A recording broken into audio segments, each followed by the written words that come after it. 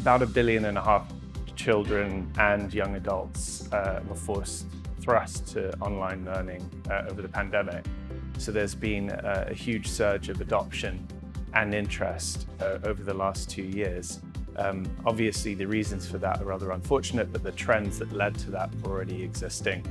And so we've seen a massive acceleration in the growth of the companies in our portfolio. We've seen a massive acceleration in the sector, in funding in the sector.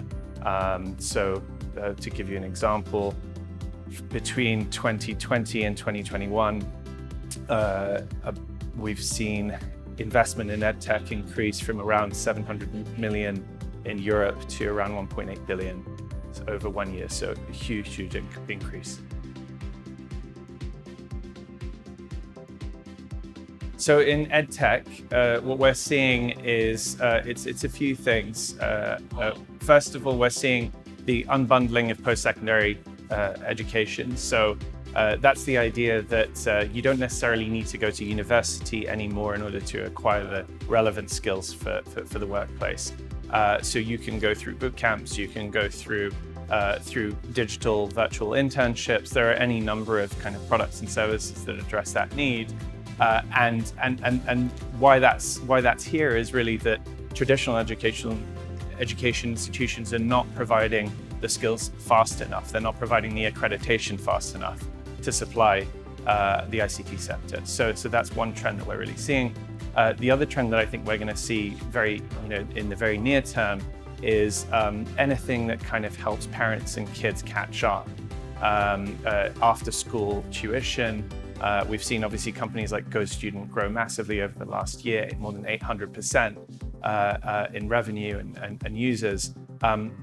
And that's really because, the pandemic, whilst it's forced lots of students online, it's also it's led to what we call a learning loss, which is really unquantifiable in many respects. And so parents and kids are sort of willing to put extra effort and obviously parents extra money in helping their kids catch up. So I think those are the kind of the two big trends that we see. And then obviously this boom in EdTech has led to loads of product innovation. So there's lots of interesting new technologies which are going to come on the scene soon. Our last business trip before the pandemic was here.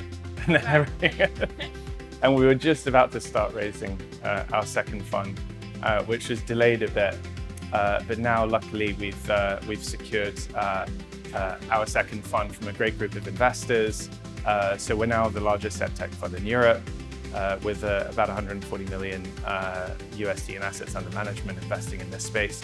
I'm very excited about the opportunity that gives us to really fund the next crop of companies that are going to revolutionize education. My mission sort of coming here is really just to say that, the EdTech boom has sort of happened and that it's here to stay. And I want investors to understand that, both investors in funds, LPs, but also other venture capitalists and my peers in the industry to kind of see this burgeoning sort of industry for what it is, which is it's a necessary sort of progression, right? If we want to keep growing our portfolio companies in other sectors of tech, we need people with the skills to supply that growth. And one of the biggest problems that friends of mine from generalist VCs always have for their companies is not finding enough talent, right?